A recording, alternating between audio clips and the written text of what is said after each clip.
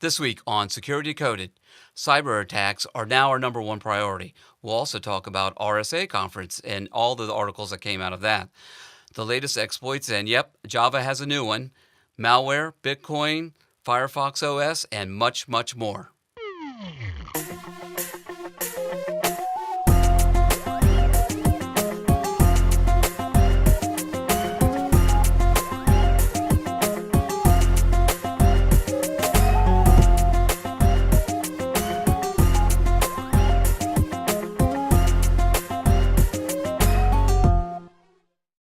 And welcome to this week's episode of Security Decoded.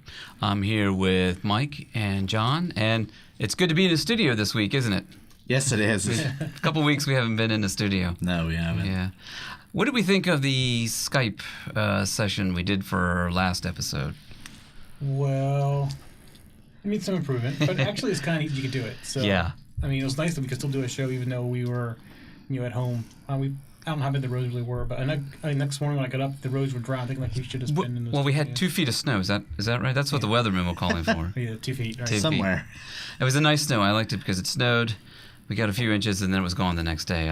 That's the kind of snow I like. It was a good alternative for me because I'm still fighting off the cold. I got the little bit of a dry hack, so forgive me if you hear me cough over somebody. I'm eating cough drops like candy to keep it down, but it's a good alternative to still be able to give the input, but stay separated from you guys. And I actually thought it was kind of fun.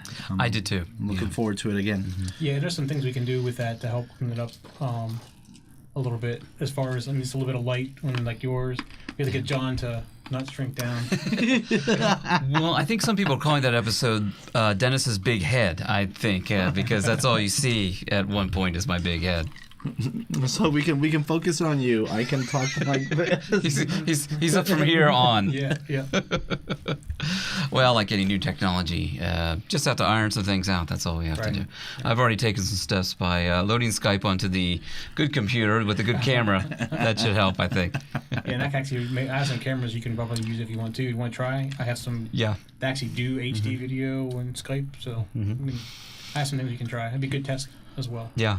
And that's what technology is all about. You try, and if it's not working, then you just go ahead and try something else. It's good. Well, good. So did you know that you can watch us record Security Decoded every week live? And while you watch, you can join the chat room. We've had a couple of people join, and I know we're having a couple of people join later, so we should have a pretty full house there later on. And with other live viewers, we have the chat room in front of us, and while we record, we can be interactive with you. So I guess the biggest article that I saw, it hit all the media outlets. We pulled the headline from Network World, but intelligence officials see cyber attacks as the top U.S. threat. So that means terrorism has taken a second seat here to cybersecurity. That's what they're saying. Yep, sounds like We a couple episodes back we talked about that where it was the Cold War episode. We talked about the new Berlin Wall is now virtual, and right now our wall has got as many holes in it as really good Swiss cheese. So, but yeah, it's with shifting technology as we move forward, the threats don't go away; they just move to new areas. Yeah. Yeah, and unfortunately, this is a threat area that's growing very quickly. Mm-hmm. Yeah. So I think the reality is starting to hit based on you. We talked a couple weeks ago about the president's speech about it. I think some of the reality is starting to come in that this is a serious threat for people and for the country in general. I think a lot of it was paved through, honestly, it's our little, private malware writers or guys that are looking to make some kind of money off of it, and they've tested the way to take advantage of vulnerabilities, how to leverage new tools in ways that people haven't thought of before, and they I think they paved the way, and now you're just seeing it used on a broader scale. Yeah. What's scary about it is that you have terrorism, which has a political agenda.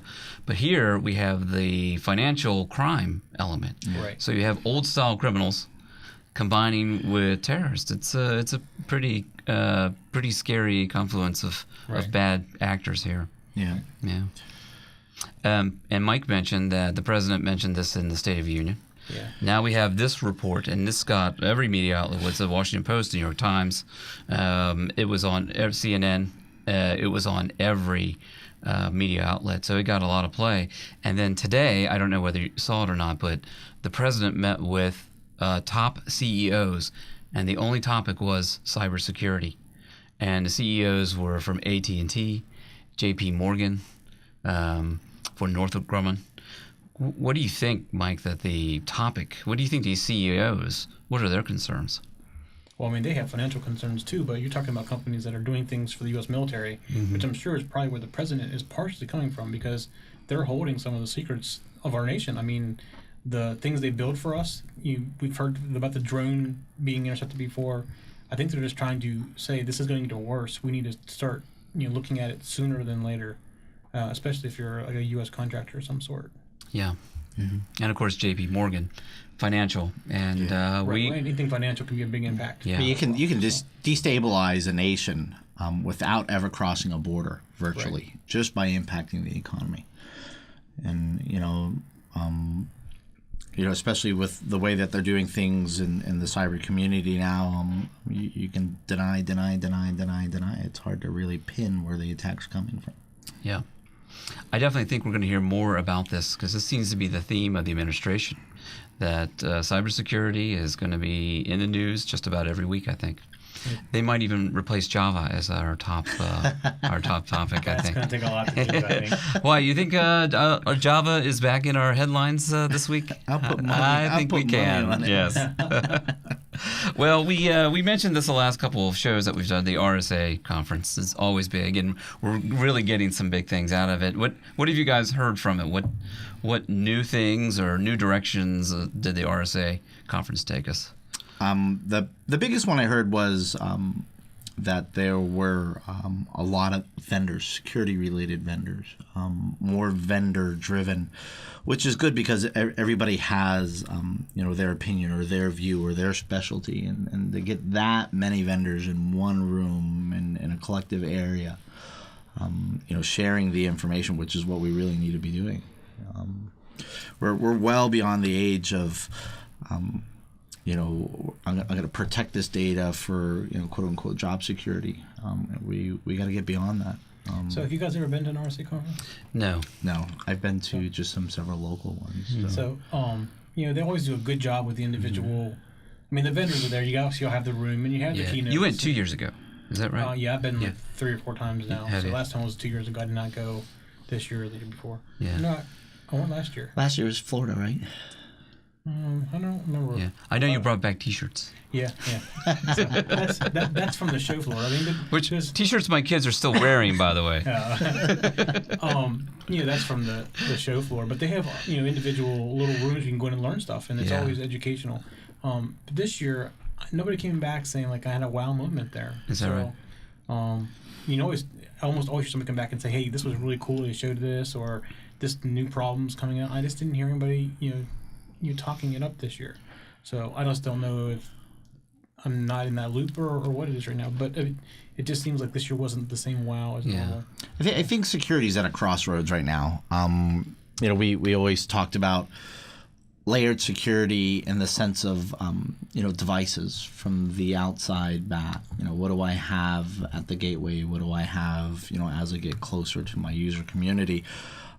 When we're finding that the types of attacks that we're most vulnerable to bypass all of that. So I think security is at a crossroads right now. I think as professionals, as an industry, we need to rethink and reinvent and move forward. And so I think that may be the lack of focus, because with this Mandiant report, you can spend as many millions of dollars as you want, and they still show how effective and how easy it is to get in. Right. And it was 2 years ago that the big thing at the RSA conference was their own hack. That's right. Yeah. Well, did you go to that one? Were you at? I was there at that one, and I believe that the year before it was talking about. The RSA hack was the last time I was there. Mm-hmm. So that was 2 years ago, I guess. Or was that last year? That was last year. That was Orlando. last year. That was Orlando, I think. Okay. Yeah. It might have been. I don't remember. But the time before that, it was more of like the evolving antivirus type thing. Like, you just can't look for patterns anymore. Right. More into the heuristics type thing. So that was their big Signature bloat, yeah. I do remember reading about that, and that was the first time that people started suggesting, and it was pretty radical. That was Symantec that was on the presentation there. That's right. And Symantec announced that, we're no longer going to focus on these signature patterns. We'll still do them, but we're not going to focus. There's going to be other We actually caught their defenses. webcast on that. And Yes, it was we did. very, very informative. And they were introducing terms like clickomania. Yeah. Right. And this is the whole thing you're talking about, where we got to think things differently and start reinventing how we're doing things. And that's what we're trying to do. Yep.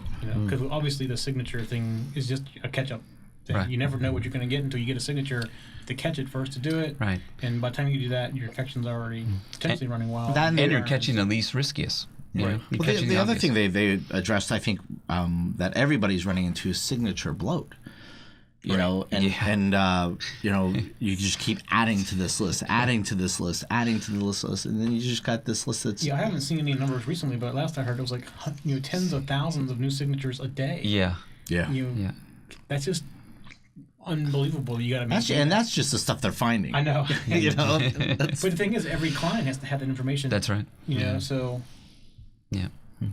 Well, speaking in that same vein, we did pull this off of Trend Micro, their blog, but they had a headline from the RSA conference on security awareness, hacking back and going offensive legally, and this was from one of their breakout sessions.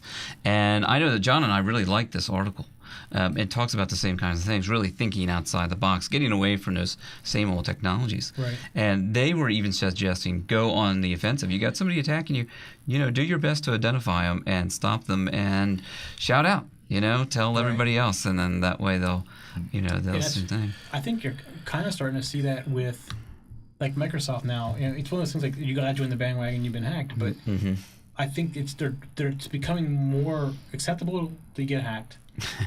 I hate to say that. Yes. It's more acceptable to be hacked. But That would make a good headline. I'm okay. You're okay to be hacked too. I think that it's becoming more open. Like we don't got to hide that anymore. Somebody used to be in the past that companies would say, got to keep this quiet, can't tell everybody. Yeah. Or gonna lose customers over it. Well, now it's like it's just every day, but you're being more honest about it. And I mean, it could just be that they're being more open because everybody else is, and they want the same kind of press that everybody else is getting to. Who knows? I mean, whatever happened to the theory of defend yourself?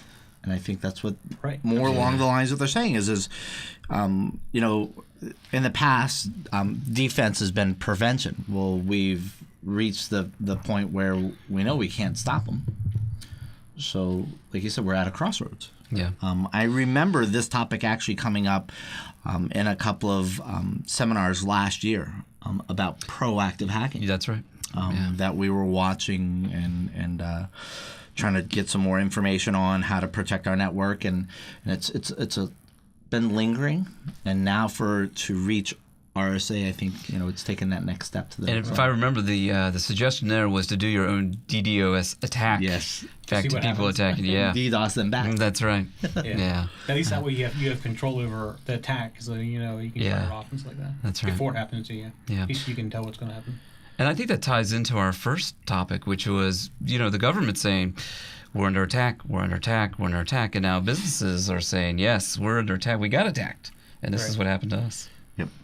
And the article that Trent was talking about on RSA that I think piqued really good interest within Trend Micro, and the analyst that they sent was they said that there's appeared to be a larger emphasis on the human factor, which I'll beat that one to death. But they it's you got to adopt an awareness program. Our first and number one and best security tool is your user. That's right. Actually, it's the best security tool, but also the worst. Yeah, vulnerability. Yeah. Worst vulnerability. That's right. Yeah. But they go into the article, and then Dennis has it really well highlighted in the notes. And if you want to put it on site, 7 highly effective habits for an awareness program. Yeah, that'll be on the show notes. Yeah. Well, I think it's worth it going over a couple of these, but a couple of them have organizational buy-in. I think it's very important everybody starts thinking about security. More creative endeavors. That's you're thinking outside the box, thinking different things, saying, hey, antivirus, it's run its course, baby, And then gather metrics, that's the old one, I think. But you want to have the right kind of metrics, I think. You do, yeah. I mean, metrics only tell the story that you wanted to tell, right? It's funny about RSA, because last time I was there, I think it was the last time before, I was actually sat in one of those classes, and it was called Metrics or Bunk. Yeah, that's right. So, it's all what you do with them. So. That's right. And then, John, I know you probably want to speak to this one, but be the department of how.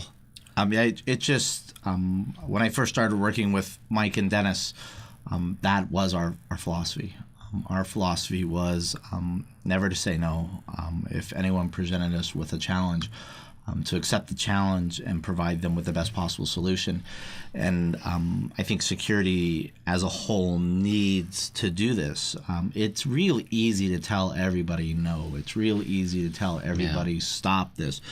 But all you're doing essentially is bringing a problem to the table. They need this type of access. They need this type of application. For you to say no, now you're giving them a problem when they're coming to you for a solution. Right. So, take on that challenge. Hone your technical skills. Yeah. And bring solutions to the table. So, security needs to be, not your security department, but your department of how. How can I get you an effective solution and protect the network at the same time? Yeah, I think that there was a quote in that article that said, let security be a key part of solving business challenges, not an obstacle to it. Yes. Yeah. Mm-hmm. The next headline, a new exploit kit in Neutrino. This one comes from Trend Micro as well. And I guess the culprit here is Java. Oh, there we go. There we go. Back to Java. That's the new latest Java vulnerability there. And when it is exploited successfully, it downloads a ransomware variant. Yeah, and we kind of predicted ransomware was going to be essentially our fake AV. Last year, fake AV really crippled the net, just bombed everybody with you're infected, and just locked out several essential things that made it difficult to clean. So ransomware stepped it up this year. So ransomware is not saying you're infected; they just basically lock you out and say, "Give me money." So that's definitely well. It's the smash and dash. Depends on how you look at it, if it's better or worse, because with fake AV, the only way you can really get rid of it typically is to reimage the machine. So, yeah. So it was more of an annoyance then, and now it's Yeah. And we've known a couple of people have gotten infected with it, and they're a little afraid when they call us. They say, "What is this? What's going? Do I have to put my credit card in?" Yeah. And the answer is always no. Yeah, no. They'll even tell us what site they're on. Yeah. I was only on Hotmail. I swear. I don't know what happened.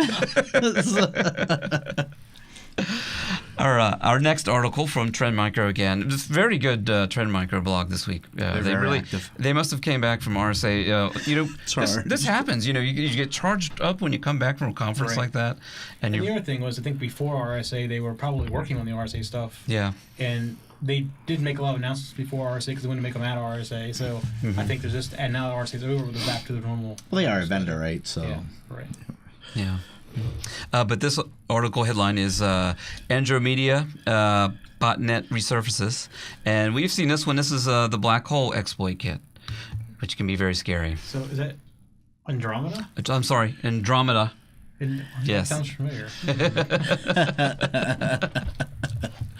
So one of the ways that or more than likely way that you will see this introduced into your system is through emails. Everybody will try to layer defenses on emails, but the way that they spam botnet, hide things in an email, catch you on a link through a redirect, or whether the package is there, it's probably the easiest path to exploit, and then it's hack the user again. I have the black hole exploit kit, which I know works. Mm-hmm. All I gotta do is just fill in the blanks. Yeah, hook that user. Get that one user. Yeah, I find it a little interesting that it's mostly affecting Australia, Turkey, and Germany. Yeah. So I wonder if it's just like a test for them.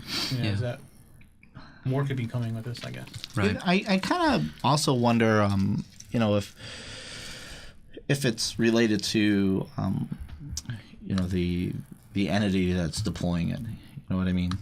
Yeah, could be. So, do they is it easier for them to exploit that region versus the U.S., Canada, or other European countries? Yeah, the article suggests that the reason why this one is tough because it can manifest in a couple different ways. It has a rootkit element, it has the callback element, it has the backdoor element. Key loggers and form grabbers. It's a data stealer big time. Yeah. And that's pretty scary. Yep. Mm-hmm. Our next headline, there's a new OS on the block, Firefox, and the headline says, how safe will it be? That is the last one from Trend Micro that we have.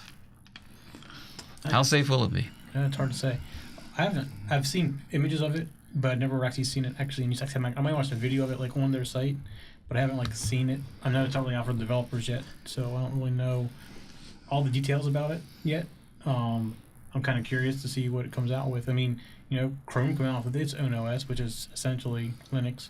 Yeah. With Chrome on top of it. So is that what they're doing? Are they running the same type of thing? I don't have any of the details. That'd be kind of interesting to know more about it. Yeah. And that's how you can tell how it's going to be exploited or exploitable. My biggest thing is to get it out of their hands. They know what they want. Right. But you get so focused on your own baby that you can't see your own flaws, right? Everything looks, it's your child. That's why you it's get pretty. out to developers. They need to get the developers out there and start testing it and things like that. Yeah. But as far as I know, nobody's really had a chance to beat it up and see what it's like yet. I mean, the prettiest baby in the world is your own, right? So to them, it's a pretty baby. It's the prettiest one out there. But I have some concerns because they're trying to get a little bit ahead and really leverage HTML5. Right, and actually I think that's kind of what the article's kind of talking about, was HTML5 has the ability to store data locally. Right. Yep. And you start doing that, you're giving them access to local storage. That's right. What else can you take advantage of there? Things like that. I mean, there are other things that we have actually run into, and I gave you, I think a couple of months back, I gave you a piece of malware to reverse where we found a version of heap spraying targeted for fun. Yeah. Remember that?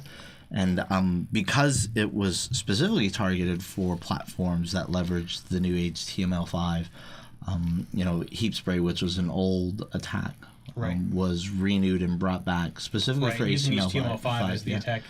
And because of the HTML5 component with the old attack of heap spray, what it did was it made a super heap spray that would happen so fast that it was almost undetectable. Yeah, hard to detect. Yep. Yeah.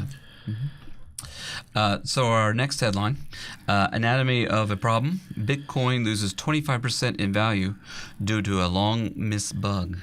I'm surprised Bitcoin's still around. I was talking to you earlier about that. Yeah. I don't understand why people would buy Bitcoin. It just doesn't make sense. Yeah. What was the game that everybody did that was like a virtual game? You could buy money, buy property in it and stuff. Yeah. And people were selling them on eBay. Yeah. I'm like, what is this virtual thing? You're buying money. Yeah. Well, there was a hack a couple of years ago where people could hack your computer and basically steal your Bitcoins off your computer, and they were building these enormous banks, stealing Bitcoins. Yeah. So this is interesting. They had that hack. They had another hack later in the year, in 2011.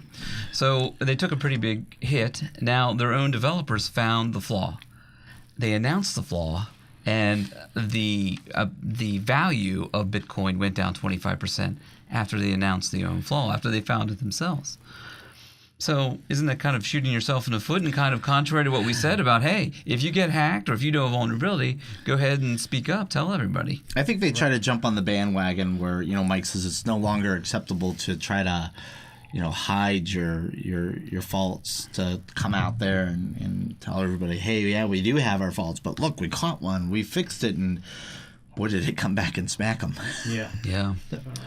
Well, Bitcoin is on the frontier here because digital currency eventually will be here. And this is the first test run or the first microcosm that we have of the use of digital currency. Yeah, we all use digital currency. I use digital currency. Online banking, PayPal, right? Online banking. I'm thinking PayPal because it's their money's not really they're a bank technically, I guess. But Yeah. They aren't regulated like a bank. I mean, they're not regulated by the U.S. government or anything. So we discussed 2 episodes ago the ATM mules. Right. Yeah, that's essentially an attack on virtual currency that they were able to convert into physical currency and then have people mule it across. But in this case, that money has value. Yeah. Yeah, That has value. It's physical. money. Yeah. But here, the bit is the currency. Yeah. Well, So that's the difference. The scary thing, you say bit, if all the hard drives that had your bits on it would go away. Yeah. That's right. You lose any value to it. Did you back Yeah. up your Bitcoins? Yeah. Yeah. Cash, it's physical. I mean, I know it's in a bank and you don't physically have it in your hands. That's right. But they are insured and responsible for it. Where with Bitcoin, it really is a bunch of bits floating around. There's no. I don't know. That's right. Cool. Well, as we talked about with our Skype experience, sometimes you have some test runs that don't work out exactly as you think, but so maybe Bitcoin is going to be the precursor to actual bits having value. I think Bitcoin's biggest mistake is that they were compromised twice, and they weren't small compromises; they were pretty significant compromises. Yeah. And what you want to do is reassure your customers that you are secure.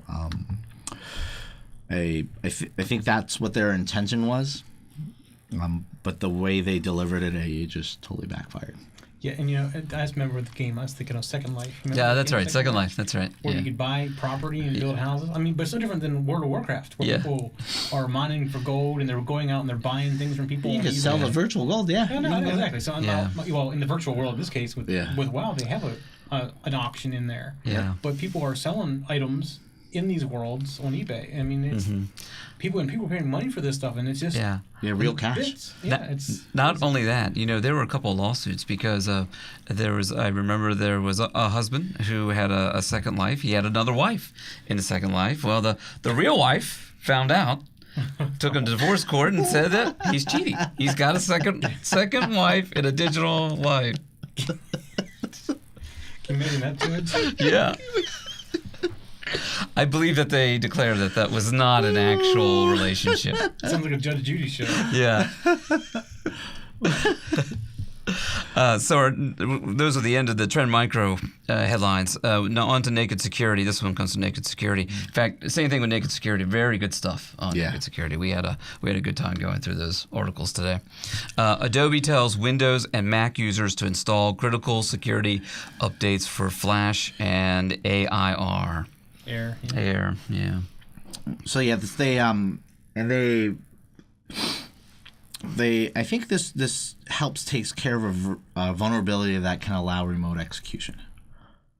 So well, here's the thing with Air, Adobe Air is for executing. I mean, it's basically the scripting language in a shell. So you write your script, you give it to people who have Adobe Air installed, and they can run on Windows or Mac. It's like a portable. It's similar to Java in some ways. They're very portable. So they gotta allow some things to run because otherwise it's useless as a language. So I gotta say, there's going to be a possibility for vulnerabilities, I think, in Air. Java and Adobe, to me, as far as their exploits and what they lead to, what their end results, they almost come hand in hand. For as many things as you hear Java, I bet you I can find the same thing for Flash.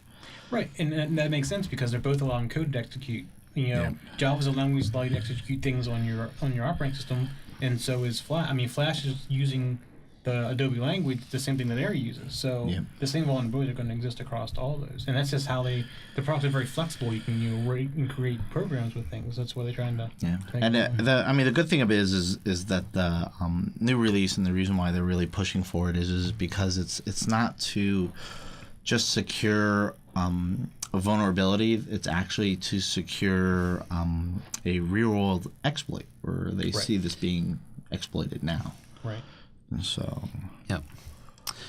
So Krebs Security had an article that said, "Help keep threats at bay with click to play." So we finally have some solutions to Java and Flash. Yeah, and this is good, and I try to keep these two articles closely related because we're coming off the heels of, the Flash and the Air patch. So what Krebs on Security did a really good article, and if there's an article in here that you should really read, I really highly recommend that you go to this one. But it talks about limiting your web browser plugins like Java and Flash. Can help block attacks from committing your drive-by attacks. Most people that we see get infected don't even realize that they're being infected. That's essentially what we would call drive-by attackers, where they're not doing anything malicious. They're not going to inappropriate websites. They're going to legitimate sites, and they're getting these drive-by infections because of the fact that they have Java and Flash enabled as a browser plugin to automatically execute. Right, and you can change that, and it says you can't do it in Safari yet, but you can do that already in Chrome. I know I've seen it in Chrome and Firefox both. Yeah, they said so. The ability to disable the click and play feature is built into Chrome, Mozilla Firefox, and Opera, and they said, and it's available via an add-on in Safari. And not only do they let you know which browsers it's available in, the article tells you how to do it. Yeah. It tells you how to disable this. So if you disable the auto run feature, what it does is if it runs into an instance where it requires Java, it requires Flash, instead of auto running it, it'll populate a box with options in the box that will say, do you want to execute this? So you can make a decision on whether or not you want to run the Java component or whether you want to run the Flash component. It's almost like your automatic updates. Yeah. You know, hey, I got an update. Right. And check it out. So I mean, in some ways, I kind of do this the way I surf now is, I use Firefox as my main browser. And if I go somewhere... We talked about this 2 episodes ago. Right. Yeah. And I do not have Flash or Java running in that browser. Yep. If I get somewhere where I need it, then I go to Chrome. Yeah. But by that point, I've made the decision that I'm willing to take the risk of going to that Chrome browser. Right. And Chrome has a little bit better control over Flash and Java, I think, as well. A little more sandboxing, so I'm not quite as at risk with that. But I don't find I see many things that I can't do. I mean, YouTube is one thing that I can't do. But most things work just fine being safe in a browser that doesn't run Java. It's actually a good test. If you want to know if you'd be affected by not turning it on or off, is try a browser, turn it off in one browser, and if it doesn't work for you, go back to the other browser. I got to say, I think the biggest impact to it is more the social media sites, because everybody loves to link a video or... Yeah, but I use social media sites, except for YouTube. It's the only one that doesn't seem to work. So, and then Mike says you got to test it out, but I think the biggest disappointment is the one browser we didn't mention. You mean Internet Explorer? Hey. Well, that's you could do it, but it's difficult. Very, very hard. So I have to ask, are you surprised by that? With as much bad play as you're getting, the worst thing you can do is make something hard. You know what I mean? You would think they would do. Do you know what version is IE10 any better? Well, they said IE10 tries to remediate this because they use their own version of Flash. They're not actually using Flash. They have something that helps reduce. Okay, so I'm going to go back to something that Apple recently did, which was go to the Java site and say, you get your Java now from Oracle. We're not going to maintain our own because we can't keep up with it. Yeah. Right. So now it's Microsoft trying to create their own problem by trying to maintain their own version of Flash. I guess. Yeah. I can see that happening. I think they should learn from somebody else who already had the problem. Now, I did load 10 on Windows 8. And it's pretty good, but it's hard to configure. And things, as they get further away, aren't in the place that you start looking for them. So. Well, I think the thing is they're trying to make it easier for a home user like my wife. Right, but the problem is you make things. But it makes it more difficult for. It makes it more difficult for us, and makes it less secure typically. Yeah. It does. In that same process, because they don't want to present you with these questions you're not going to know the answer to. Yeah. So they just try to do everything for you. We said it something like last week where just because something is more convenient doesn't mean that it's more safe. That's right. It's actually the opposite. Yeah. Usually. So as a side note, if you enable any of these features, where you disable the click and play, or even if you decide to unplug Java from any of your browsers, if you run an Oracle Java installer to update, it will reset everything back to default auto. So every time you update, Oracle will re-enable the plugin and have it run auto. So keep that in mind. If you're securing yourself by enabling the click and play feature and you update, go redo it because it has been reset. Okay, that's good to know. So something ironic here while we're talking about it. I take classes for cybersecurity, and it's a cybersecurity school, and I got on my website tonight, and after our articles, I had, after a few weeks, I had disabled Java. Guess what I had to re-enable or go to my other browser to get onto my Your security my school's security class. That's kind of funny. So you are getting your doctorate, right? It is a really security school, right? Yeah, I thought that was kind of ironic, actually. Yeah, that is kind of funny. Yeah. And you did it on your IE browser, right? That's right. No, I had to go to Chrome because Chrome is the one with the Java. Oh. Yeah. All right, here's the scariest headline. We talked 2 episodes ago about places that you give data and you don't really think about it, and you hope they don't get hacked. So here's the headline. Equifax and TransUnion say hackers sold celebrity credit reports. Now, they were after celebrities because, that's where your biggest bang for the buck is, but what if they lost a lot of data? I just gotta wonder, if it's more than the deep pockets. Really, I mean, if you're in there, right? You're already there. Based on the fact that they're targeting celebrities and political people, like Joe Biden, Hillary Clinton, and Michelle Obama, they may have been looking for more information than just trying to steal, but more background information on them as well. So, I mean, I would be hard-pressed to think they would go after and try to steal money. I mean, that would be the big coup, right? Yeah. You just stole money and from the First Lady. That's like a big thing right there. Yeah. It'd be a thing to tout, but I would think they're doing more research on trying to get background information on them. But I gotta kind of wonder what the repercussions are for something like this, because I don't sign up for an Equifax service. I don't sign up for a TransUnion service. But you don't have to. No. I mean, it's not like something that I go out and say, hey, I want you to do your credit report on me. They do it on their own. People request, hey, what's this person's credit report? What's this person's credit rating? And they actually go out and scour that information. If any credit card company every once in a while would run your credit just to make sure you're still okay to be there.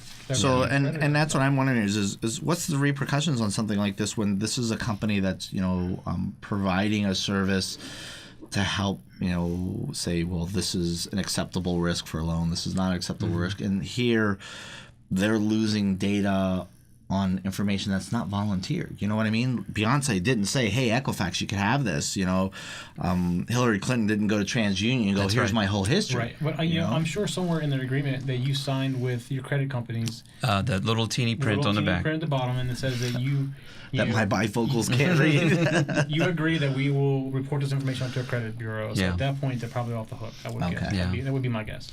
Yeah. I'm not a lawyer. Don't take any legal advice from me. Now, back in the 30s, this country had a rash of bank robberies, and they had a famous bank robber who was executed, and he said, "Well, why did you rob banks?" And the guy says, "Well, that's where the money is." So. The same thing here. Here's a lot of data is being stored here, and a lot of personal information. And it is John was right, it's being collected probably without your awareness. Right. But they also typically have information about your home loans and stuff, which have your home location. So what if they're trying to get somebody's house address? That's right. Yeah. Or something else. There could be other reasons. If you can extract the data, you got to assume they can alter the data. So how soon until somebody just starts crunching, I wouldn't say so much as destroy credits. I would think that somebody, hacktivism would all of a sudden everybody would have an 800 credit score. You know what I mean? Yeah. You qualify for everything, and then all of a sudden everybody's got the American Express Black Card. Right. Well, we had the Bitcoin example that you could fluctuate the value of something if you had control over it. Yep. Yeah.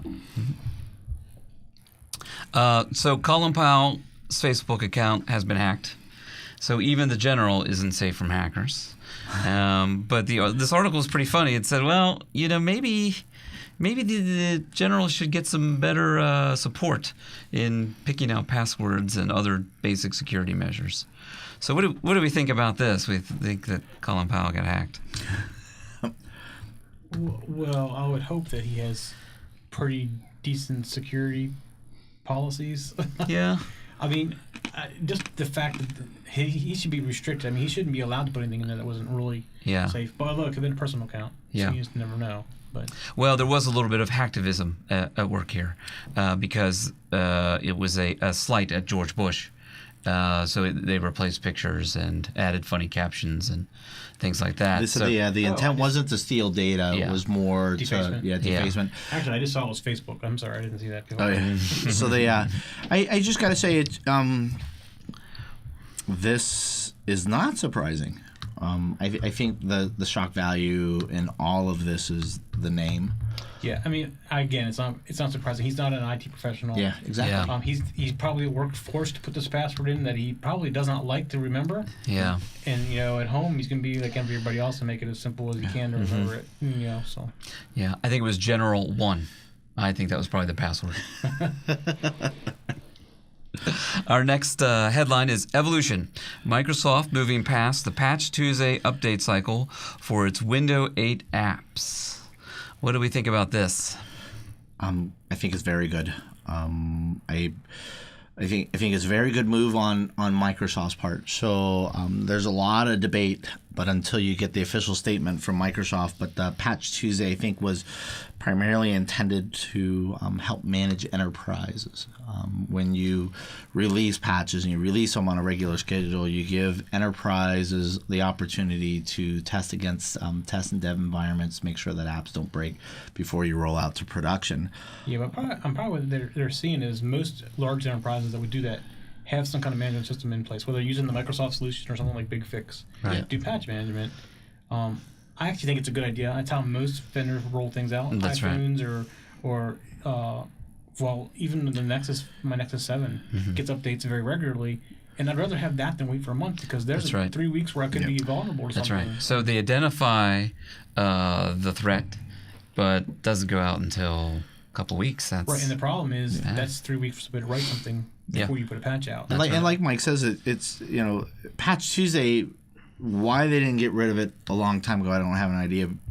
I just don't know why, because most environments still control it. They have like a WSUS server, or they have an enterprise management tool like BigFix or Altiris or something, where they're going to store the patches anyways. They're not going to release them on that Tuesday. They're going to release them when they're ready for it.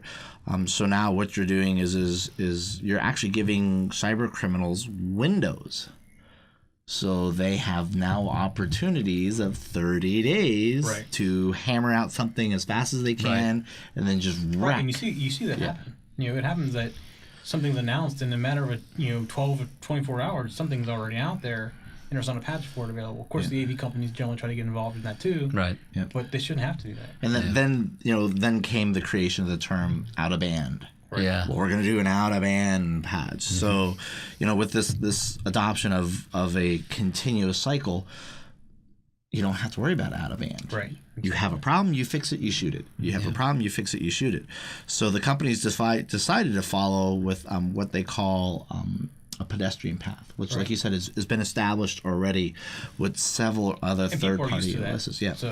So by simply releasing updates as they're ready. Yeah. As needed. And you can turn off auto update if that's not what you want to do. Right. So that option still exists as well. Yeah. Now, 4 months ago, we had a Java exploit identified. They said, well, can't get the patch out into a couple months.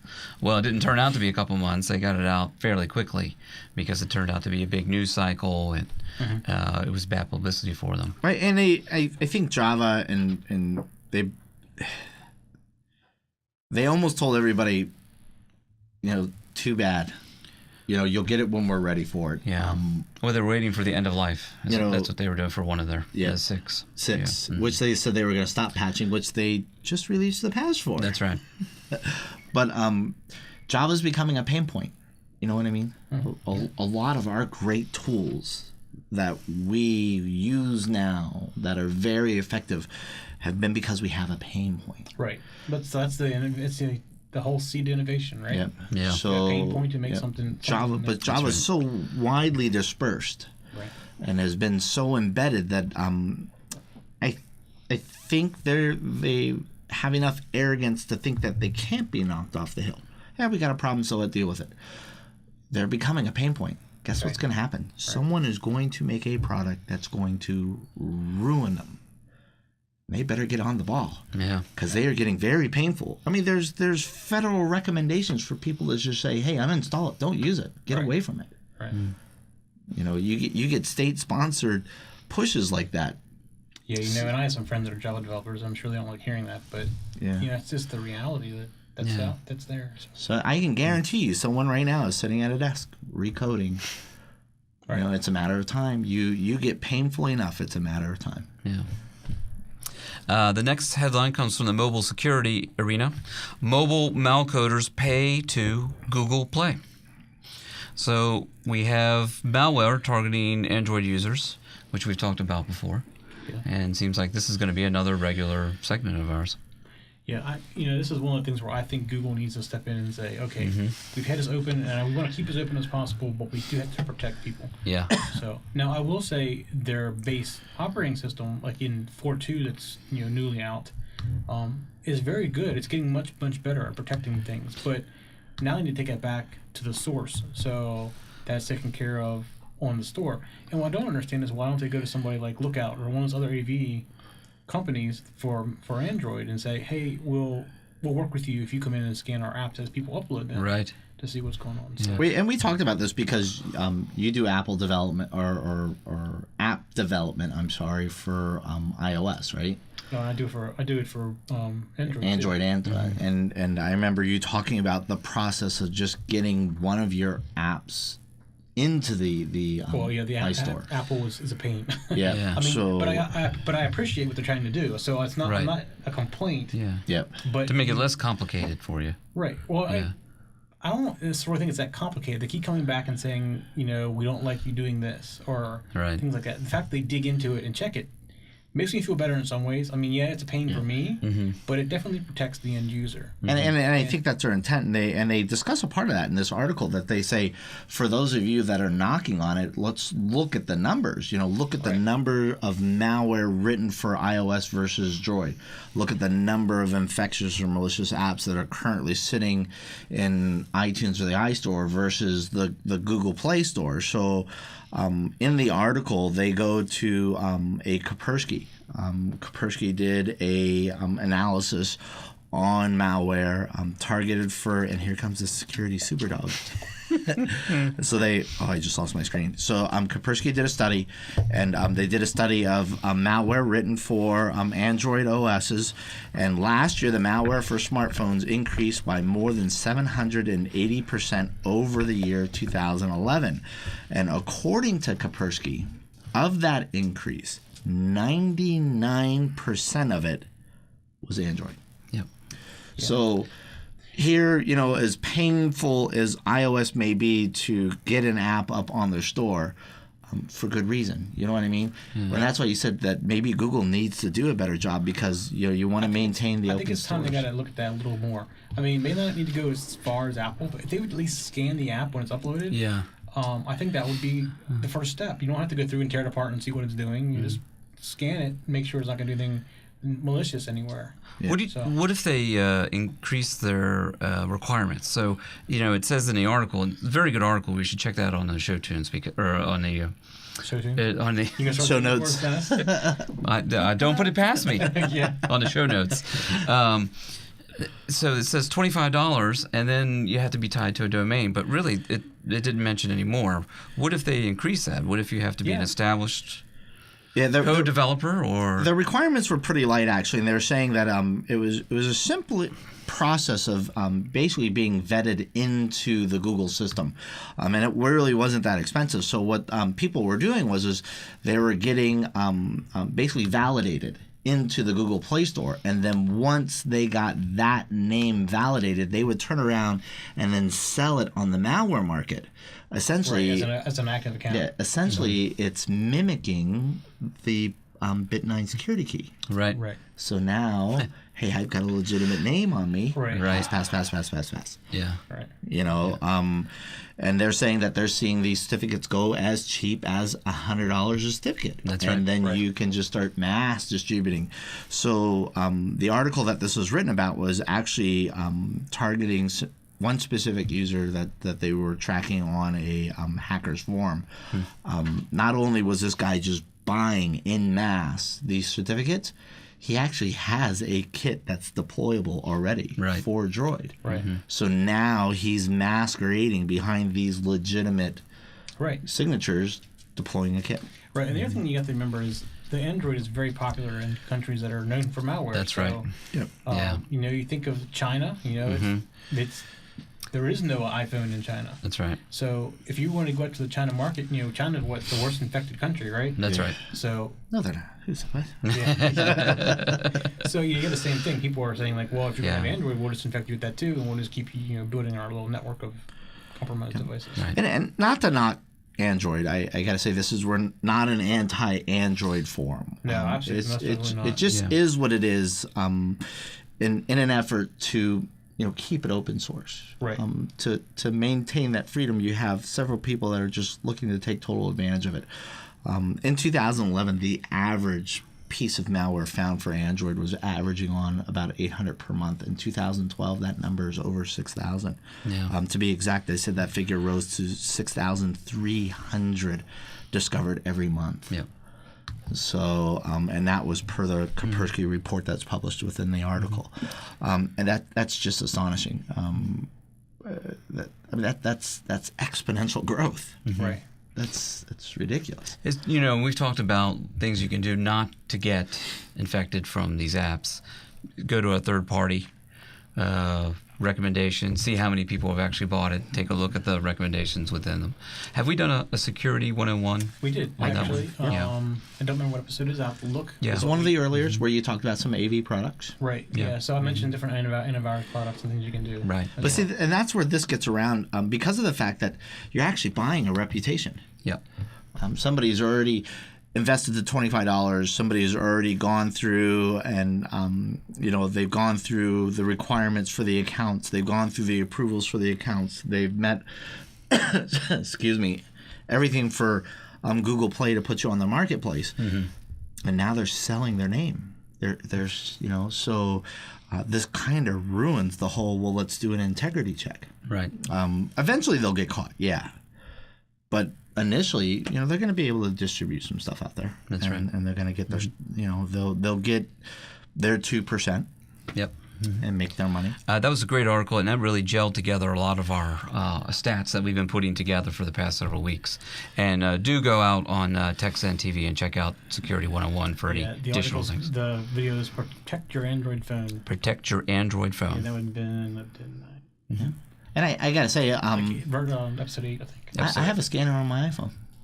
Yeah, actually, you can get Lookout now on your iPhone. Yeah. Too. So, and what the scanner does on my iPhone is it basically does an integrity check of any app that I have on my phone, and it will tell me if it doesn't like a behavior, if it's a suspicious behavior, and then it. So, are you running Lookout? Is that when you're running? I can't remember. I'm sorry. I didn't know. I know Lookout existed.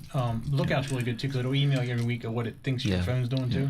Gives you like a report. Right. Lookout's what I put on my wife's phone. Yeah. And it gives you iPhone. iPhone. And it gives you the ability to decide whether or not you want to dump the app or keep it. Right. Yeah. My favorite. This is my favorite article this week. And the picture is great. You have to go from the show notes, go to this article. iPhone thief posts picture of himself seemingly smoking pot on victim's Facebook page. So what we had is there was a young woman who lost her phone, and she checked into her Facebook account, and there's a picture she did not post of a gentleman who we're assuming is the thief, and he was smoking pot on this picture. So what could this young woman have done to prevent this besides not lose her phone? You said it was Facebook, right? Facebook, yes. Well, lock your phone. Did she have a password? She did not. She did not lock her phone. And also, don't use the world's strongest password of 123. First thing is put a password. Well, the article did say that she did not actually lock her phone. It was an inconvenience. It said. Actually, I have a picture of the guy. Oh, good. And the $100 bills he has in his hand. Yeah. So, yeah, unless you want your phone taking a picture like this, make sure you put a password. That's right. Yeah. And what can you do if you lose your phone right away? You can. It really depends on what kind of phone you have. Yeah. So, it's an iPhone in this case. iPhone in this case, if you have, you can actually go out and log into your Me account or whatever your iCloud account is. Mine's still .me. And you can wipe it remotely. Yeah. You can also do a Find My iPhone if you're going to try and get the police to find it. And that's something that's big right now happening in New York. Yeah, and it was in New York City. It was in New York City. Yes. So they may have told her to do that as well. Yeah. But they're getting very good about finding iPhones up there, apparently. Now, if you're on Android and say you have Lookout installed, you can remote wipe and remote find your device. Yeah. But if you do not have any AV installed, if you go to Lookout, there's a thing called Plan B, and it will allow you to download Plan B to your phone, and then basically it turns on the beaconing feature, which I think allows you to wipe it as well. Right. So it's called Plan B. Yeah. Now, how about your Facebook and LinkedIn? And should you change accounts in, or? Well, I would change the password at a minimum. So anything that you have stolen, you might be one of those times that John has talked about. Just go ahead and change all your passwords. Yes. Yeah. Hopefully it's not the same password for every account. Because it's the whole thing. Not first thing. Do not use the same password. That's right. Excuse me. Everybody is enabled the Keep Me Logged In feature. Yeah. You lose your device, Yeah. you've lost access, and it's it's more than changing the password. You get someone that's savvy enough. If I can get into your account, what I might quietly do is just reset your security questions. I'll let you change your password all day. And then all I'll do is go in and say, hey, I want to rechange the password, and here are the security questions that I now know the answers to because I reset them. That's right. And now I'm back into your account. Yeah. And there's a lot of things that you really need to think about. And the best thing to do is really not to take this onto yourself. So this brings up another question. I've had this asked me before, not necessarily around this show, but when you put in the security questions, do you answer them properly? No, I don't. I don't either. Because the security questions are public information. A lot of them are. So then the other thing is I so picked up on it so fast, but and I have to warn my friends about it. Your Facebook quizzes. Hey, what's your favorite color? What's this? What's the first street you lived on? What shoes do you like? What's your dad's middle name? What's this? And then you eventually pick out your security questions. Peppered through these little surveys. Copy this and pass it on to your friends. Yeah.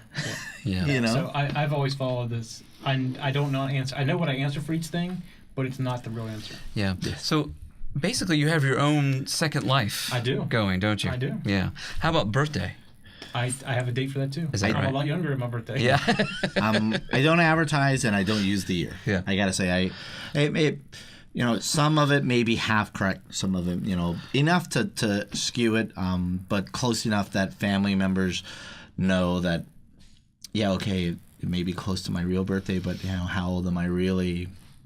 Facebook may think I'm 21.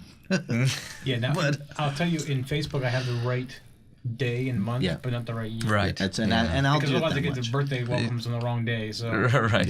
Yeah. But there is a typical answer. I have a fixed date that I can easily remember, that I use for most things we're asking for your birthday. Well, it's not going to show up and tell something. Now, I think you're missing out. I think if you had another birthday, I think you might be able to work something out on that. Celebrate it twice. If at all possible, I try to use security questions that isn't a part of any kind of document that can be requested to the Freedom of Information Act. Right. Something But not that's everybody knows what that is. uniquely personal to me. Right. That if I knew it, basically my brother, my sister, my mom, and dad would probably know it, and that is it. So, but things like maiden names, those are, I think, the worst security questions that you could ever do. Right. And it's almost probably the most common one. What's your mom's maiden name? Holy smokes, are you serious? Yeah, and that's easy to get. You might as well put 1, 2, 3, 4 back in there. Right. Exactly. So, also in that article is a great link that says, check out other goofs made by criminals, and this is just another great link. But they had the burglars who went into to rob rob a Starbucks or internet cafe, and they had logged into their Facebook page before they did the deed, robbed them, but they forgot to log out, so it was just easy to find them. And this reminds me of... That goes in the stupid criminal. That's right, yeah. But this reminds me, in the early days, I used to work a help desk overnight, and I had a friend who, he got robbed. And during the day, he went home to sleep, criminals came in, took his computer while he was sleeping. Took his computer. They eventually found his computer. They went to prosecute. And on his own computer, they had a file, a document that said, "Things we have stolen." And the computer was on the document. Everything they stole that day and everybody else. And they ended up with 10 counts of burglary. So why would you even record that? I don't know. What good does it do you to record what you've stolen? Trophies. Well, it's all the human element, the same bad things that are good and things that are bad kind of intermix here. You want to be organized, but there are some things you shouldn't be organized with. Yeah, and you send thank you cards to everybody that I stole from, right? That's right. And before we get to our malware, you can get Security Coded delivered automatically to your favorite device by subscribing to our netcast at your favorite podcast directory like iTunes. Also, subscribe to our YouTube channel to get regular updates as well. If you listen to Sticker Radio, subscribe to get your Security Decoded automatically every week. We also have a Twitter account that you can follow to get the latest news and information. You can find all the details by going to securitydecoded.tv. Trending malware phishing. This is another one of my favorite articles here. Germans bombarded a malware attack. Shipment firm caught in crossfire, forced to suspend email address. Yep. I will go ahead and say the name of the company that's on the email because I've been practicing, and I haven't gotten any other word right tonight. Luftfahrtsendung.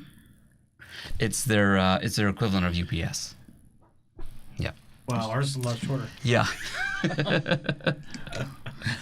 So we have seen this before. People want their packages, and it's very enticing. I think our companies were. What I mean by our companies, U.S.-based companies like FedEx. FedEx has a global presence. This German company didn't. So, it took a little while for it to make its rounds to these other delivery companies. But I think somebody found out, says, hey, if we can trick so many people using FedEx or UPS, let's do a regional.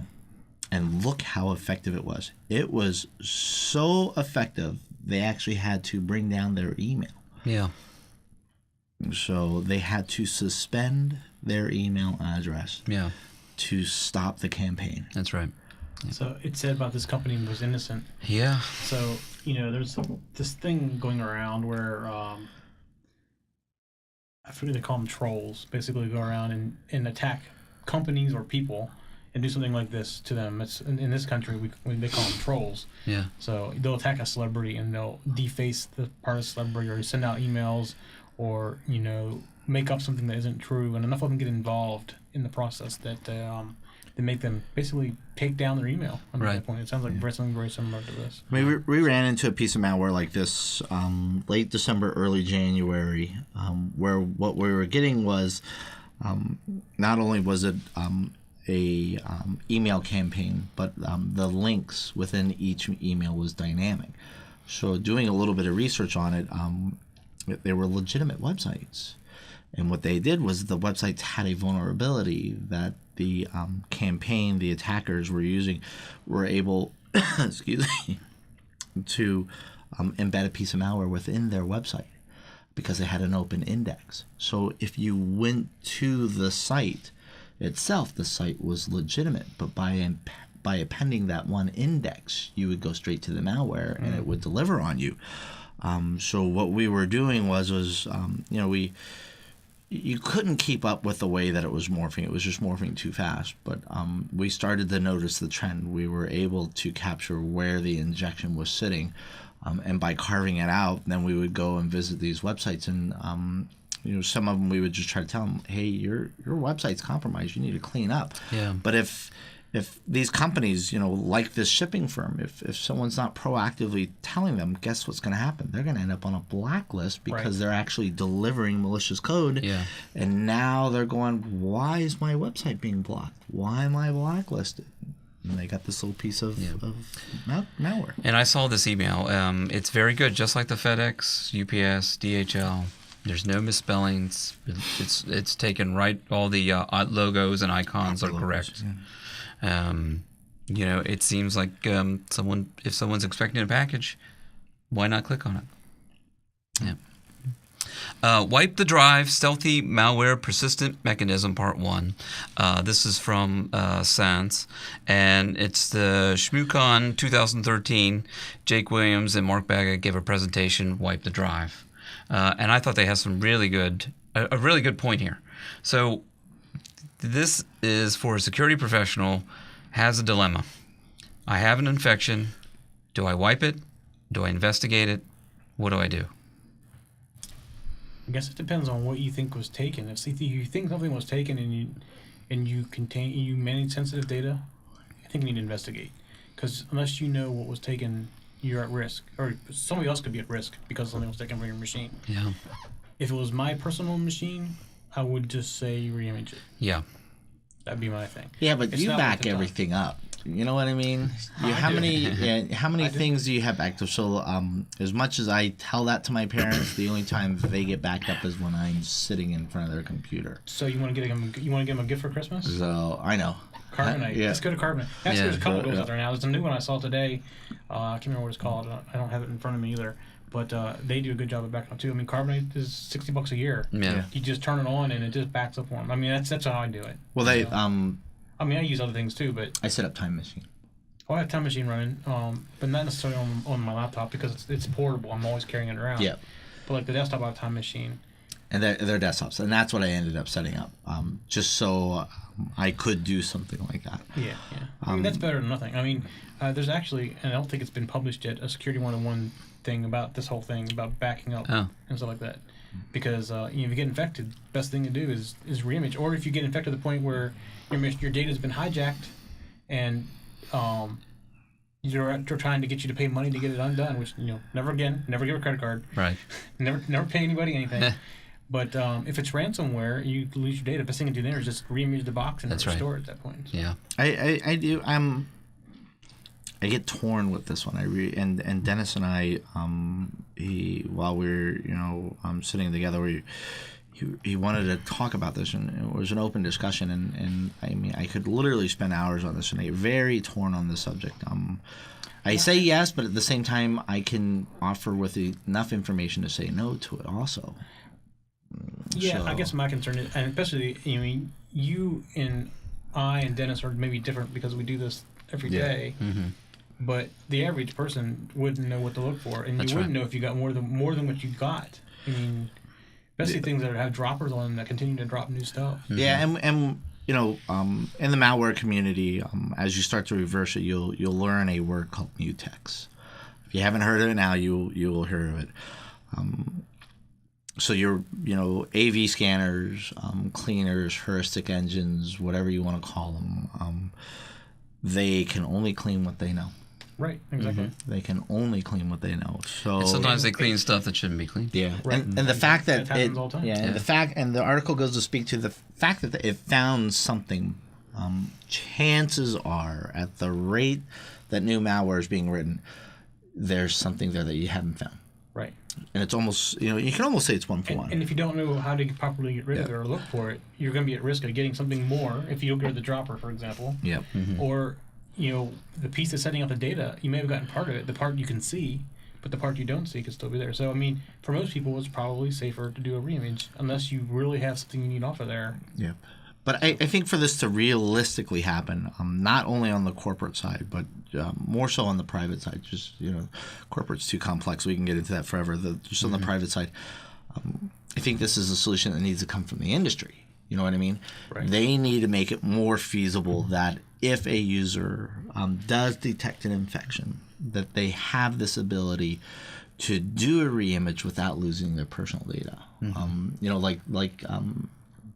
Apple with their Time Machine. You know, if you hook up an external drive, well, I'm pretty sure Windows still has Windows backup, and Windows 8 has Windows backup, and doesn't it still? But don't they do it locally?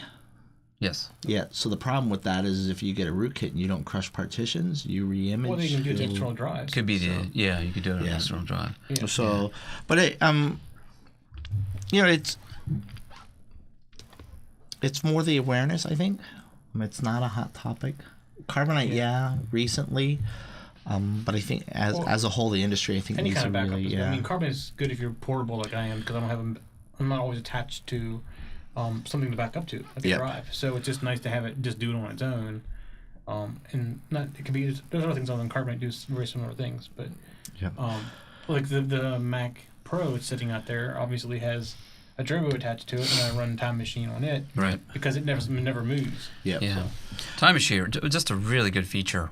Yeah. Yep. I mean, there's issues with it, but for the average person, it works. It's easy. It works fine. And when they mean wipe your drive, they mean wipe your drive. Don't do a restore point. Right. Yeah, you gotta blow all partitions away and basically clean slate it. Most new computers come with either a drive partition on them to re-image, or a way to burn a DVD that you can do that with. Right. And it doesn't take long to do that typically. It's generally pretty quick, as long as you have your data back.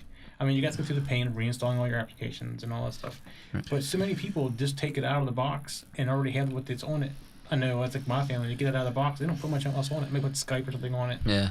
But even with Windows 8, Skype's installed now, isn't it? Right. So, I mean, all that stuff's installed by default. So it's not much of a pain to install things anymore. Yeah. I just, I think that people like, I'm trying not to promote, but like Geek Squad. You know what I mean? Yeah. Geek Squad tries to make their money off of the fact that you don't know how to do it, so you do have to bring it to them. When I think that's a disservice when you have things like the Wise Guys or Geek Squad, or we have a few local companies here like CES, where they should be teaching people how to protect themselves by making sure they do backups. Yeah. So when they do come into them, a reimage is really all they need, and they can do a reimage and then push their personal data back on, and you're good to go. And I think you'll win more people over if you start to show that I'm here to really help you. Right. And that's an industry change that needs to happen. Absolutely. So what is the answer to this question? I've asked it a lot. People will come say, "Oh, I can't boot up my computer," and I'll say, "Do you take backups?" How often? No. It's almost always no. Actually, it's not even no. It's what is then you can just see it across their face saying, blank stare. "Oh." It's like, is it really that bad? Yeah. Did they set that up before I pulled it out of the box? Yeah. A couple good things in that article is basically it says, if you look in a registry, you can basically see the malware infections that have happened throughout the past. And I thought that was a very good point in the article. File association hijacking, which we see all the time with fake AV. So, that registry doesn't get cleaned and can allow a backdoor for you. Yeah, and a lot of IT pros, sad to say, get a little nervous about touching the registry, because unless you really know how to navigate the hives, you can just blow that box up. Yeah, just really blow that box up. But and then the PC doesn't come back, and then you ask if there's backups, and then we know what the answer is. But between the three of us, you get somebody that knows what you're doing. There have been several times that I found an infection just because of the fact that I know what to look at the registry. Right. I mean, you get good at that. I mean, the average person's not going to know that kind of stuff. Yeah. So that's So I put this article in here about Google Doodle celebrates Douglas Adams and Hitchhiker's Guide to the Galaxy. Remember, don't panic. And I think I put this after this article because we just said, well, as long as you have backups, but don't panic is the feature here.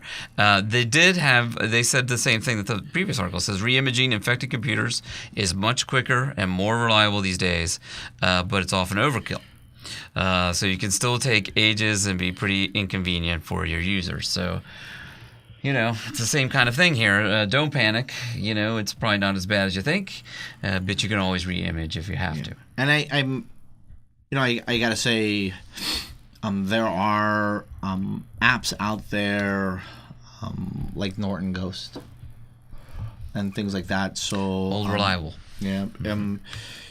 Where you don't just go back to your out-of-box disks, or you don't go to your recovery partitions. Once you've established your baseline normal computing. It's a pain. I mean, Norton Ghost is probably the best way to do that. Yeah. But the average person's not going to do that. That's correct.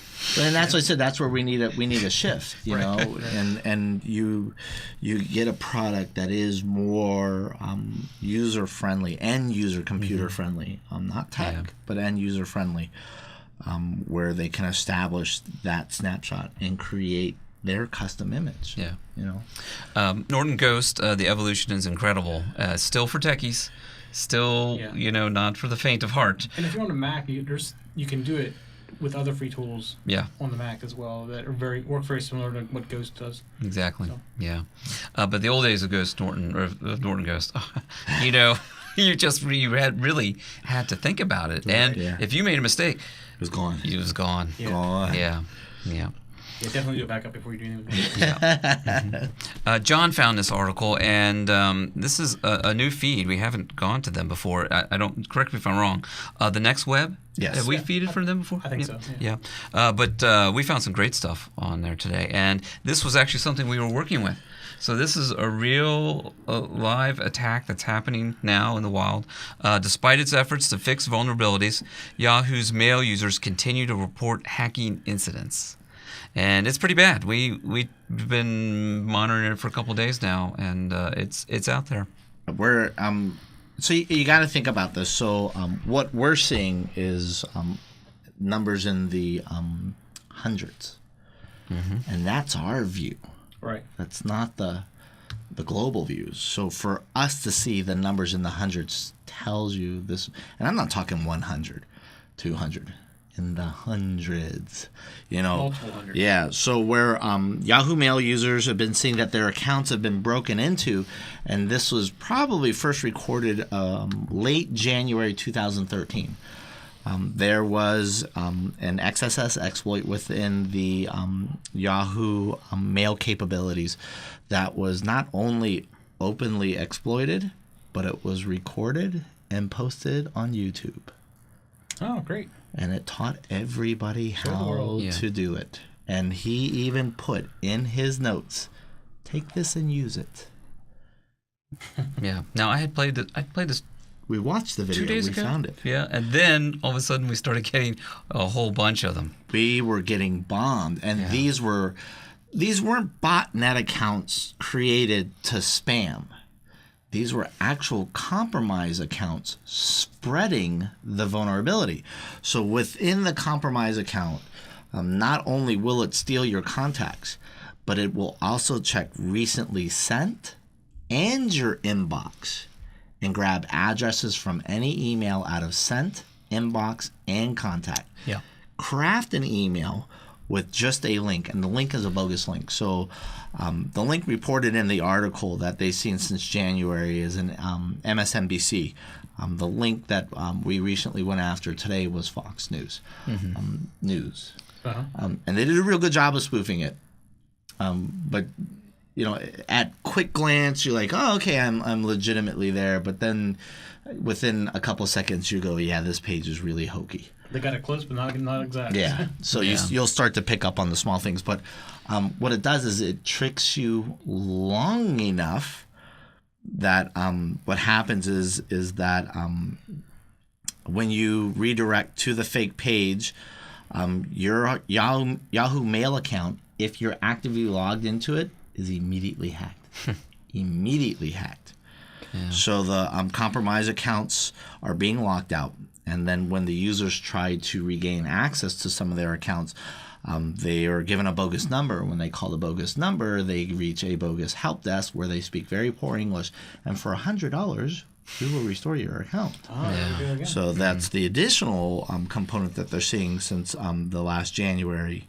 So, Yahoo says that they have secured the vulnerability, and that they are safe, and that users need to use a stronger password when securing their account, and that's what we're seeing. The volume we're seeing, I can tell you that's not the case. Right. The volume being reported by the article will also agree. They go to give you a timeline. It's great. If you go in the notes and you read the article, it goes from day reported from January 7th, and it actually gives examples. It tells you the exploit, the XSS vulnerability that's used, the person that actually posted the video. Then it goes on to talk about who discovered it, that it was reported to Yahoo, that Yahoo said that they quote-unquote had corrected it, that the compromise was continued to be caught and seen and reported in the wild, and then reported again to Yahoo. And I think what's most upsetting is that Yahoo recently reiterated its stance, saying that the XSS flaw, or the cross-site scripting flaw, reported to Yahoo has been fixed, and we continue to aggressively investigate any reports of a compromised account exhibiting anomalous behavior. But that they're committed to protecting their users and their data, that we strongly urge the users to use stronger passwords, change them more frequently. So they're going after this as it's a weak password issue. When the research shows that if you're actively logged into your Yahoo account and you click to the fake link, gone. Your account is gone. They got control of it. And then they will strip the inbox, they'll strip the sent box, they'll strip the contacts list, and try to continue to spread itself. Now, I heard you give some good recommendations for Yahoo passwords if you think you're compromised. You had a schedule out. So if you recommended that they change their password right away to stop the spam, and then go back and change their password. If an account has been compromised once, chances are they will immediately try you again once they realize that the password has been changed. So changing your password once is just to fix the existing issue. Now you want to go into preventative mode. So I recommend that they recycle that new password within that next week, within the next 7 days, because chances are when somebody comes back to access your account and to send out another campaign, and they realize they no longer have access, they're going to try to hack your account again. So I recommended that a couple of the users that we had run across, that one, they immediately changed their password, and then within the next 7 days that they change it one more time, and to include the security questions. Really, once someone has access to any of your accounts, it's not just the password. It's really easy to drop that little back door in there by changing one or two of your security questions, because they have access to your account. They're there. Right. Let's give myself a back door, because industry-wide everybody says change your password. Industry-wide nobody says change your security questions. That's right. Right. Yeah. Or use fake answers too. Yeah. Right. Yeah. Yeah. Change your fake answers. That's so right. we seen this actually 3 times this week. And we were definitely on the upside of the curve on this one, discovering it, because when we started, there was just a trickle. In fact, I was the 5th user or 5th viewer on that On the article. On the article, yeah. So, and then by the time just a couple of days pass, and then there's quite a few people who've already viewed it. Yep. And the writers and the owners of the site, they also watch what's trending on Google searches. And this was big at first when it was first discovered in January, and then when Yahoo released in the report that they remediated it, the interest fell off. But what happened was the attacks didn't stop. So they said they noticed a significant increase in people searching again. My specifically Yahoo Mail account has been hacked. How do I fix it? So Yahoo is, I don't know, I not there. I don't speak to them, but in my opinion, 3 months is not acceptable. Yeah. and three months of the same behavior is not fixed. Yeah. Right. Well, it's because they're making everybody that was working at home come into the office now. I think that's probably part of the problem for Yahoo. You know, they keep changing the design of the site too. So yeah. Mm-hmm. So for show notes from this show, contact details and more, go to the securitydecoded.tv website, where you can get show notes and watch all the other episodes of Security Decoded. While there, check out the other great shows at TechZen TV. We love to hear from our viewers and listeners. You can contact us via Twitter and email. You can leave us a voicemail. And we've had a great show with lots of great show notes, and definitely check out those show notes. Yeah. Now, before you get to your question, I actually want to show you guys something. So I'm going to bring up my computer. Okay. And a couple weeks ago, we were going to do the Harlem Shake thing. Oh, yeah. Yeah. So have you seen the Easter egg? No. Okay, so if you go to YouTube, and you have to type it in. You can't, if you do the Harlem, you can't select it. You got to type the whole thing in. And keep watching the page. See the YouTube starting to move? Yeah. The Harlem Shake. Keep watching. It gets better. And there's actually, I think there's music playing. Nope. Oh, that's pretty good. Yeah, I like finding Google's Easter eggs. They're really good about dropping their little ones around. We might even have to change the name of this episode, actually. That was the... Yeah. We were talking about doing that before. Right. One was popular, and then... Yeah. So my question of the week is, there is a technology that's going to help us eventually with security. We just don't really know what it is. So if you could envision something or create something, what would it be? Now, or something that's on the horizon, either one. I think that quantum computing is going to be the security savior here. So if you can beat the hackers, you can do it by processing it really fast, instantaneously. And that's what quantum computer is going to do. It's just we have to get the price point down to something that's usable. But you also got to think about a quantum computer will allow them to reverse passwords. That's right. That faster. But you always have the edge because you have that split second. You send the information, and there's your split second right there. And you should be done your transaction by then. So hopefully they won't figure out a way to do that. Right. Yeah. Well, I'm sure they'll crack somebody's password. That'll be it. Yeah. Well, have you seen the machines they're building now with all the graphics cards in them? Yeah. That are using to crack these passwords. That's right. Yeah. I mean, it's a whole rack full of video cards. Right. It's pretty crazy. Yeah. What do you think, Mike? What technology are you looking for, or what do you think that's going to be out there? Or I think we're headed in the right direction. I think the devices that watch. I'm going to use FireEye as an example, but there's lots of other devices like FireEye that are watching the traffic. They basically are running what you download. So it sees what you download or what attachment you get, puts it in a VM and runs it. And when your quantum computer idea is where that comes in, because it can do that really fast. Yeah. And it happens so fast that you don't really notice the difference as a user. Yeah. It doesn't seem that slow to you. I think as they go forward with technology, it's going to help a lot. And they need to be more behavior-based than pattern-based, which is what FireEye is working on, because it tells you what it does and explodes it, and it knows what's just questionable things. I think that's the direction that we need to head, because I think it needs to eventually go down to the computer level, not necessarily the network level, right? The client level, Yeah. The client level. Yeah. And I know there's people working on that stuff too. So I think that's what's going to help us. Because the patterns aren't going to work. Right. Well, we see all the Trend has their smart pattern out, and it's the same thing. It looks more for behavior. It's got the signature patterns there too, but really behavior. So I think we're going to see a lot of. I mean, that was one of the topics from RSA, where typically security is I'm going to make the super egg. I'm going to make the hardest shell in the world, and you're not going to crack me. Right.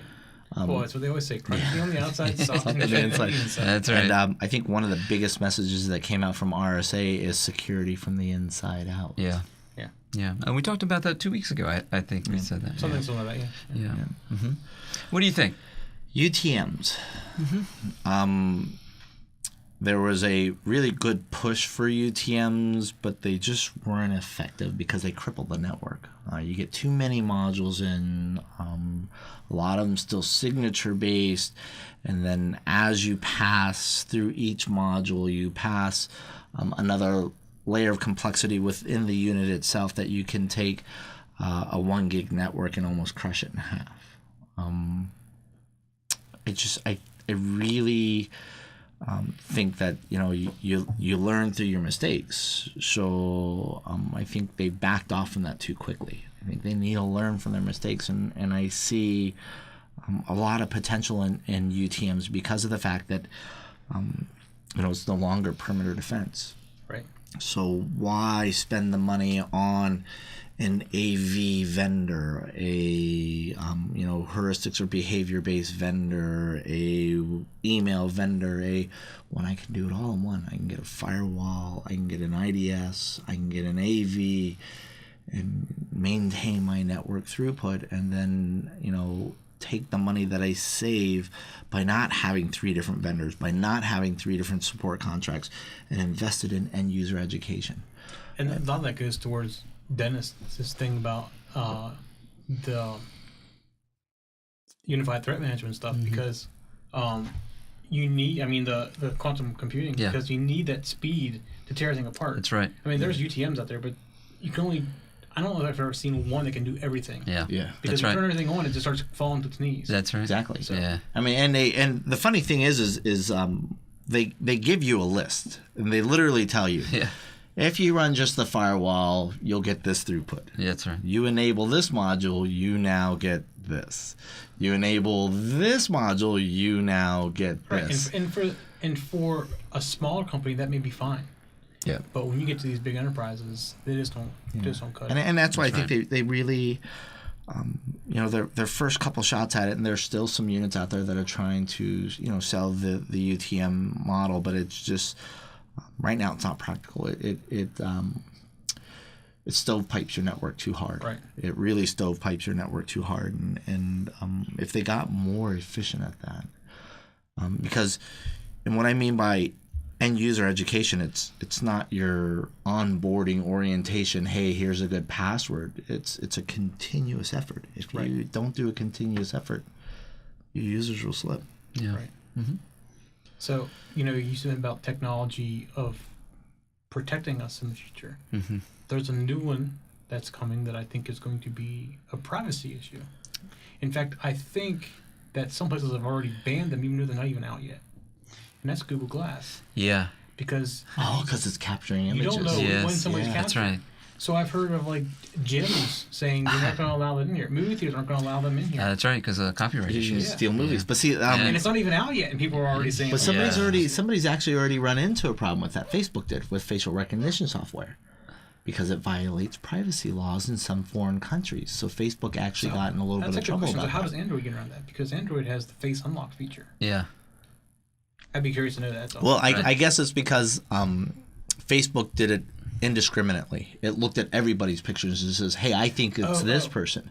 As opposed to Android, you're like, this is my face. I'm inputting so it my works face. like Apple's iPhoto does. Yeah. Right. iPhoto goes through pictures and says, is this so-and-so? And you say yes. Yeah. And they were doing it for possible tagging. So anybody that uploaded an image to Facebook, Facebook was looking at it and then started comparing it against all the accounts, saying, hey, this might be this person. Do you want to tag them? Right. And that actually violated privacy laws in several countries, and they had to stop that. Well, I just thought it was interesting. This week I've been hearing a lot of talk about Google Glass. Because, we had that story last week on it, too. Oh, yeah. Google Glass was coming up in May. So they're like, what are they going to announce about Google Glass? And they think people are starting to see them more around. Like somebody recently saw one on an airplane somewhere. They were going, and they said they sat down beside somebody, didn't have the guts to ask them to look at them or anything. Right. That's definitely a privacy concern, because you don't know when somebody's recording. There's no red light. Yeah. You just. And is it a privacy concern and a security concern? I mean, you have somebody. Oh yeah. It's definitely a security concern. I was more taking the human side and saying privacy concern. Right. That's what brought up this week. And there's things like that. It's a very unique looking device right now. Yeah. Very identifiable. Yeah, but you wear glasses, so you don't think anything about that. So you wouldn't. But somebody can tell. You can tell what the Google glasses are, because But wait till it progresses to a point where it looks like. Yeah. Oh yes. That's right. right. They were joking this week about eventually being contact lenses. Yeah. I mean, that's a little far fetched. Ultimately, it could happen. Well, the far fetched sometimes turns into reality. Yeah. I mean, but my whole thing this week was, this week was a lot of buzz about privacy. Walking into a locker room. Things like that. So. It's funny. We've seen this in science fiction. We had that Hitchhiker's Guide article, but there's lots of things like that in Star Trek and in Mission Impossible. Yeah. That's the one with the kind of reminds me of the Google glasses. Well, you said Star Trek. That's funny because the guy who played Geordi LaForge. Yeah. LeVar Burton said, "Mine looked better." Yeah, that's right. Yeah. That was something that was on this week too. I saw. But those guys never had any problem with privacy or security concerns with their technology, did they? No. Yeah. Well, that's it for us. That's another episode of Security Decoded, and we'll see you next week. All right. See ya. Bye. For show notes for this show, contacts, and more, go to the TexN.tv website where you can get show notes for all of our shows. We love to hear from our viewers and listeners. We have an email, a Twitter, and a phone number where you can contact us for each show. For details, visit the TexN.tv website and get the show details. You can also make a video and upload it somewhere like YouTube or Vimeo and then just send us a link. You never know, you may see your video in a future show.